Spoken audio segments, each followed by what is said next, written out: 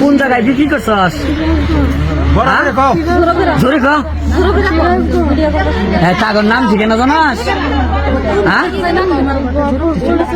হ্যাঁ জোরে ক। কার মাধ্যমে বেচছস? হ্যাঁ টিয়াল খাই? তোর সাথে কে ছিল না? কয়দিন আগে বেচছস? বৃহস্পতিবারে বিক্রি করে কি কি কিনছেন? কি কি নাম বলেন? কি নাকের গয়না? জোরে কোন? মোবাইল আর কি? মোবাইল কত টাকা নিছে? হ্যাঁ বাকি টাকা কই? ঘুরতে ঘুরতে নগদ পাওয়া গেছে 1460 টাকা।